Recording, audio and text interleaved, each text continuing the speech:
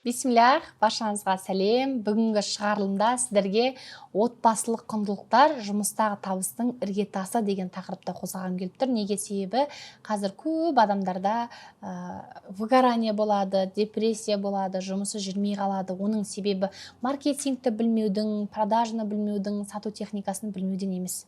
Дәл осы іргетастың дұрыс қалыптаспауынан деп айтатын едім. Кәсіп ашып, табысқа жету үшін тек стратегия емес, ішкі тірек керек болады. Ал бұл ішкі тірек біздің отбасымыз. Бүгін мен сіздерге отбасы, сенім, қолдау, бизнеске қалай әсер ететіндігін айтқым келіп тұр. Неге? Себебі дәл өзім осы жолдармен өттім, өзіме пайдаландым және өзімнің кәсібімде өте үлкен жетістікке жетуіме ішкі тірек қана әсер етті деп айтатын едім. Жалпы енді бизнестегі рухани негіздер бізде сенімділік, сабыр, шүкір, адалдық, шүкіршілік етпесек, сабыр сақтамасақ, кәсіпкер бола алмаймыз ғой. Бұл қасиеттер тек қана дінде емес, ол бизнестің де берік негіз деп айтатын едім. Кәсіпкер адамда бұл қасиеттердің барлығы болу керек. Клиентке де, серіктестікке де сенімділік пен адалдылықпен жұмыс жасаған жан керек. Сондай компания, сондай тұлға керек. Ол кезде уже ұзақ жұмыс болады.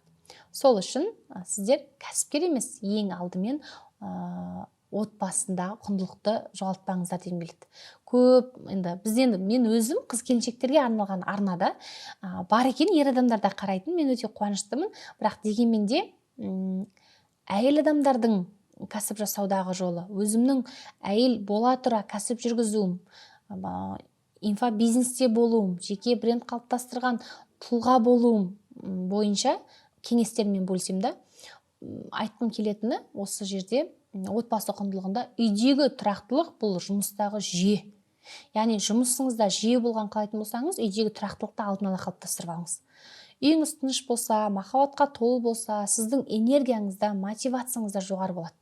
Үйің шашылып жататын болса, балаң жылап жататын болса, күйеуің ұрсып жататын болса, сенде қалай кәсіпкер шығады? Сен қалай бір жерге барып осылай әдемі съемкаңды жасайсың, Мына съемкалардың өзіне кем дегенде 5-6 сағат уақыт кетеді. Сол үшін үйде реніш пен түсініспеушілік болатын болса, онда жұмысың жүрмейді. Сен келген кезде не айту керектігіңді ұмытып қаласың, сенің көңіл күйің болмайды. Көңіл күйің болмағаннан кейін ол шығарылған, түсірілген дүниенің барлығы бекер болады. Енді осы жерде отбасы рөліндегі тепе-теңдігі туралы айтқым келеді. Көбіне мынандай жағдай болады, мені күйеуім қолдамайды, тағы бір нәрсе деген сияқты. Мен тек қана кәсіпкер емеспін, мен 6 баланың анасымын. Мен біреудің жарымын. Мен біреудің келінімін. Енді ата-енеміз келіп тұрады. Қазір енді Алматыда қайын жұрт Атырауда болғаннан кейін кішкене жеңілдеу. Бірақ бір өзім осындай функцияның барлығын алып жүрмін. Алланың қалауымен оған маған көмектескен осы отбасы рөліндегі тепе-теңдікті сақтап алу. Енді бір уақытта ана болу керек, бір уақытта жар болу керек, бір уақытта кәсіпкер болу керек, өздеріңіз ойлай беріңіздер. Мен барлығына сол бірдей болуға тырысамын. Енді мен ол үшін ең бастысы басымдылықты дұрыс қойып аламын. Балаға көңіл бөлу, жұбайға құрмет көрсету, ал осы өзімнің кәсібіме жауапкершілік алу. Ең басты мақсатым менің осы. Жұбайдың қолдауы кәсіпкер әйелге не береді? Енді тепе-теңдік деп айтқан кезде бұл әйел мен күйеуі бірдей болмайды ғой ешқашан. Әрқашан біздің қазақта, дінімізде әйел адам бір саты төмен тұрады. Бірақ тепе-теңдік дегеніміз келісімге келу, ақылдасу, сөйлесу, алдын ала шешімдер шығару деген сияқты. Жұбайдың қолдауы кәсіпкер әйелге сенім береді, тынымсыз еңбекке жігер береді, шешімдер қабылдауға еркіндік береді. Мен енді жолдасыммен осындай Аллаға шүкір қарым-қатынасты орната алғанның арқасында мен күйеуім маған сенген үшін мен бизнесте батыл әрекеттер жасай аламын. Мен үлкен сделкаларға бара аламын. Мен шешім шығара аламын. Жұбаймен ашық сөйлесу, ашық түсініскеннің арқасында мен үлкен энергиямен жүремін. Ешқашан қысылмаймын, съемкадан кеш шығып қаламын, сабақтан мынандай болып қалады деген дүниелер менде болмайды. Оның барлығы мен алдын ала жолдасыммен келісіп алғаннан кейін. Мен өзім осы 2020 жылы Алматыға келген жылдардың басында Марзия Бекайдардан сабақ алғам. Сол кезде барғанда сабағына кіргеннен офлайн сабағына 3 сағат па 4 сағат па болады, 6 сағатқа созылды ма есімде жоқ. Кіргеннен жылап, кеткенше жыладым ғой. Неге? Себебі балаларын сағынып жүргем, ол кезде 4 баланы тастап кеткем. енді ана жердегі состояниеме жете алмаймын. Бірақ сол сабақтан есімде қалып кеткені күйеуіңнің разылығы. Әрқашан күйеуің разы болу керек сен үшін. Енді менің өмірімде Аллаға шүкір күйеуім қолдамаған кезең болмаған екен. Бірақ мен келін болып 8 жыл тұрған кезде маған күйеуім бір ғана шарт қойған. Менің мамамның айтқаны заң, менің мамамның айтқанына көнетін болсаң, мен сенің барлық айтқанын жасаймын деген. Яғни мен таяқта жедім, мен ұрды да, мені ұрысты да, маған жаман сөздерді айтты, менің көңілімді қалдырды да, енем. Бірақ мен көндім.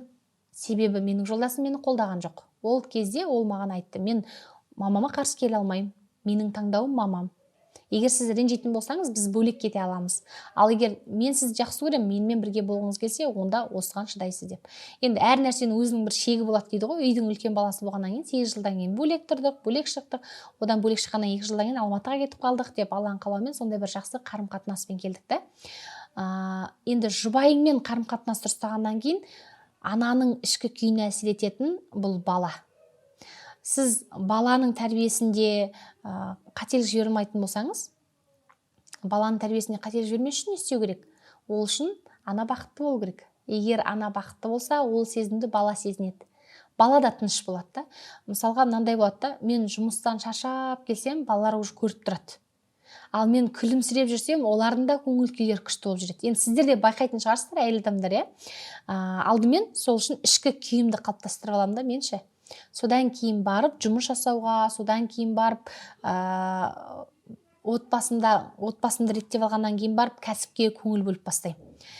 Мынандай дүние болады, көбісі айтады маған, ойбай, балаларыңызды қалай тәрбие бересіз, қандай деп. Мен балаларын тәрбиелемеймін, мен өзімді тәрбиелеймін.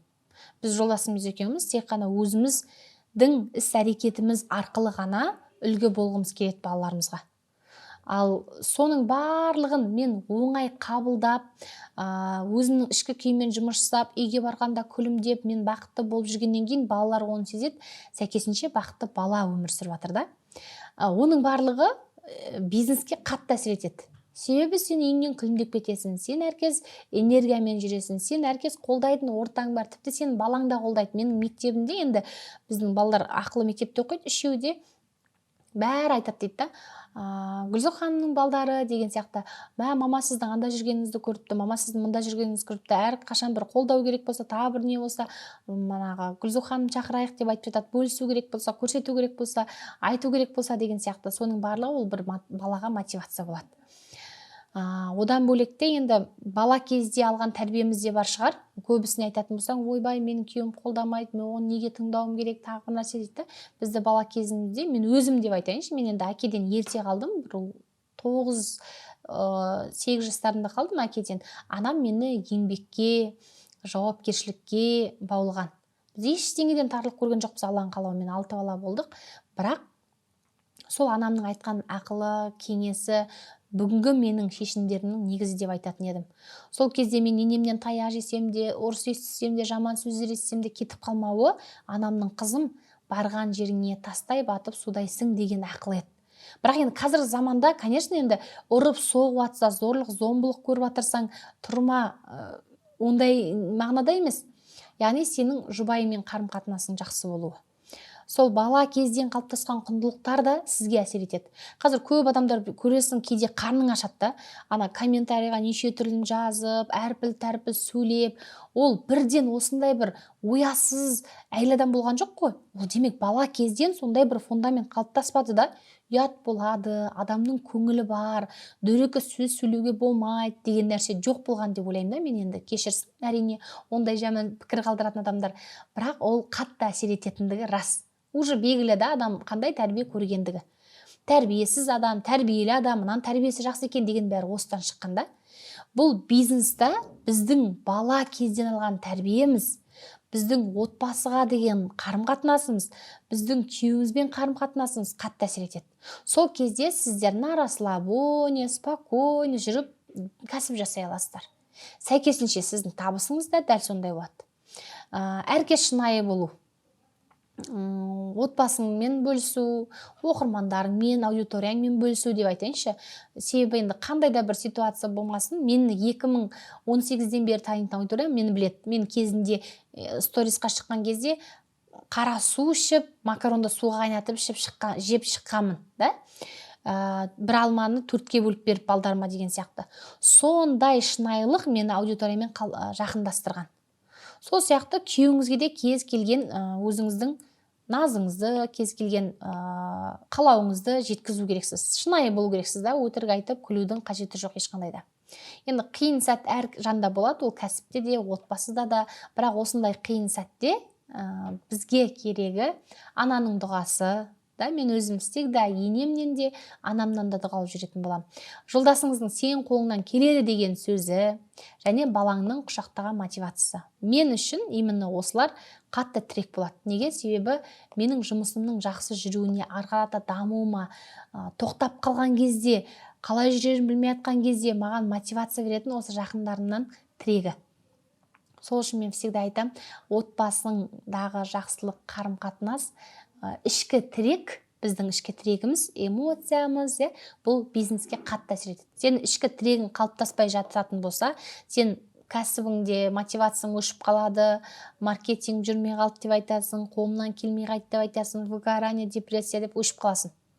Ең бастысы сыртқы мотивация емес, отбасы үміт беретін ішкі мотивация, яғни отбасының беретін оты сізге маңызды болу керек. Сол кезде сіз жақсы, табысты кәсіпкер, алдымен отбасын бағалай білетін адам деп айтам мен. Мысалы, үйіңде хаос болып жатыр, кірің жуылмай жатыр, үйің тазаланбай жатыр, балаң жылап жатыр, күйеуің ұрсып жатыр, сен қалай кәсіпкер боласың? Сен қалай көшеге шығып күліп жүресің? Сен қалай өзің ортаңмен араласасың? Сен қалай мына әлеуметтік желіге шығасың? Сол үшін ең бірінші ішкі тіректеріңізді қалыптастырып алуға кеңес беремін. Отбасы құндылығы, мен енді 2018-ден шыққан кезден бастап менің айтатын бір сөзім бар Инстаграмда. Мен үшін ең бірінші орында отбасы құндылығы. Содан кейін ғана барып кәсіп, табыс, карьера деген сияқты.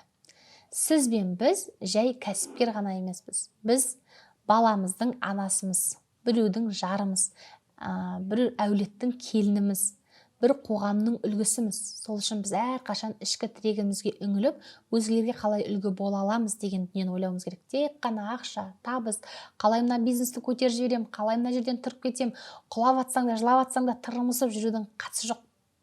Осы бір рөлдерді бағалай алсақ, іскерлік жолымызда берекелі болады. Ең басты нәрсе айтатыным осы. Енді қарым-қатынасқа келетін болсақ, мен айтып қалдым ғой, енем ұрды, күйеуім қолдамады деген сияқты дүниелерді. Оған бір арнайы подкаст бөлмесек болмайды. Себебі қазір сұрақтар келетін білем, енең ұрғанда қалай шыдадың, бана күйеуіңіз неге қолдамады, тағы бірдеңе деген сияқты. Оған арнайы бір подкаст арнайылап шығарамыз деп ойлаймын. Алла қаласа, енді мен ата-анем келсе, мен осы 7 жыл Инстаграмда жүрмін ба, менің күйеуім ешқашан бір оборотты көрсетіп, ешқашан бір распаковка, анпакинг көрсетіп, ешқашан бір әлеуметтік желі үшін контент жасатқан жан емес. Енді әрине ондай бір шектеулеріне мен сыйластықпен қараймын. Ең бастысы менің тұлғалық дамуымда, ең бастысы мен кәсіп жасауымда, ең бастысы мен осындай ортада жүруіме, өзімнің бір қабілеттерімді шыңдауыма, оны бөлісуіме қарсы келіп жатырған жоқ та. Ең бастысы осы деп білем. Ал қалған ол кісінің тыйымдарына, ол кісінің шешімдеріне мен келісуге дайынмын. Всегда шешімді жолдасыңызға беріңіз. Сол кезде өміріңіз де, кәсібіңіз де берекелі болады. Енді бұндай тақырыпта қозғайтын болсақ, тәжірибелер өте көп қой. Алдағы уақыттарда өздеріңіз жазып кетіңіздер комментарийға, қандай тақырыпты қолдағанымды қалайсыздар, сіздерде қандай қазір проблемалар болып жатыр, қандай проблеманың шешімін іздеп жүрсіздер. Сол бойынша, жалпы алған білімдерім бойынша, өзімнің өткен тәжірибем бойынша бөлісуге тырысам. Енді бұның барлығы еңбек қой, былайша айтқанда бала-шағаңды тастау, күйеуіңді көндіру, осы локацияларды жалдау, қаражат салу, уақытың мен энергияңды бөлу, барлығы бір адамның миссиясын орындау деп табылады. Сіздерден кері байланыс үшін каналға тіркеліңіздер, подписка жасаңыздар, лайк басыңыздар және комментарий жазып отырыңыздар. Келесі шығарылымда кездескенше.